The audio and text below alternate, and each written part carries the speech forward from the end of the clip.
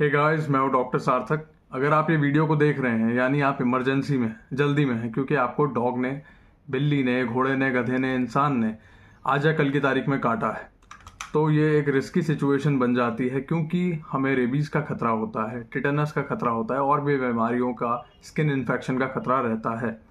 तो पहले आपको ये बता दूं कि घाव 3 तरीके का होता है, कैटेगरी 1, कैटेगरी 2, कैटेगरी 3। कैटेगरी 1 क्या है? जिसमें जानवर ने बस चाटा है आपकी नॉर्मल चमड़ी पे जानवर ने चाटा है।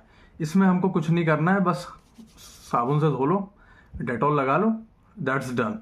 दूसरी कैटेगरी है जब जानवर ने आपकी खुली हुई चमड़ी पर चाटा हो, like animals do it, right. हम ध्यान नहीं देते और आपको हल्का सा घाव था वहाँ पे, आपके नाखून से या किसी छोटा मोटा इंजुरी था। इस केस में भी रेबीज का वैक्सीन आपको लेना है, लगवाना है, ठीक है। पर ब्लीडिंग नहीं हुई है। कैटेगरी 2 में ब्लीडिंग नहीं हुई। कैटेगरी 3 में क्या है? जानवर ने अपने दांत आपके स्किन में, मसल में घुसा दिए, गड़ा दिए, राइट। तो इस केस में आपको क्या करना है? आपको ऊंड को धोना है, घाव को धोना है। मैं बताऊंगा आगे कि कैसे धोना है। उसके पहले आपको घाव को धोना है। धोने के बाद आपको पोविडॉन आयोडीन करके एक सॉल्यूशन आता है, उससे उसको वाइप करना है, क्लीन करना है साबुन से धोने के बाद। उसके बाद आपको क्या करना है?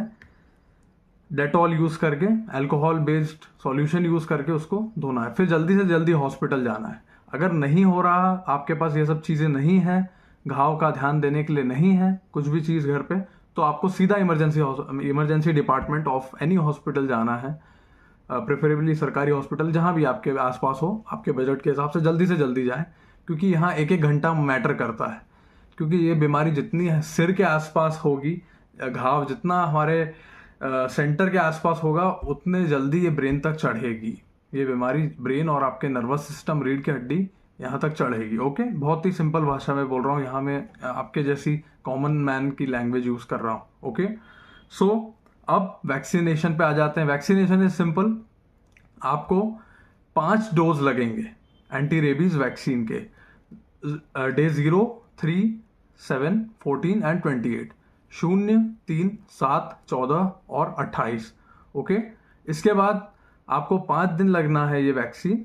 इस वैक्सीन के इंजेक्शन लगाने में बिल्कुल आपको लापरवाही नहीं बरतनी है। एक भी दिन आगे पीछे नहीं होना चाहिए, एक भी घंटा आगे पीछे नहीं होना चाहिए। बी वेरी रेगुलर, क्योंकि ये बीमारी की मोर्टेलिटी रेट, जान जाने की चांस 100% है। ये बीमारी हर किसी को मार देगी अगर उसने वैक्सीन नहीं लगाया है। और उस कुत्ते या इंसान है ना, ये कोई भी किसी को वैक्सीन नहीं लगा है तो आपका रिस्क और बढ़ जाता है। कोई जंगली जानवर ने काटा है तो भी यही होगा, लगभग हर चीज के लिए यही होगा, ठीक है। 5 डोज लगेंगे इंट्रामस्कुलर, मसल के अंदर इंजेक्शन लगेगा, जैसे आपको टिटेनस का लगता है, ठीक है। दूसरी बात, ये हो गया आपका टिटेनस का। अब आपको टिटेनस पे आते हैं। टिटेनस में क्या करना है? टिटेनस में वही आपको एक इंजेक्शन लगेगा अगर पिछले 10 साल में नहीं लगा है।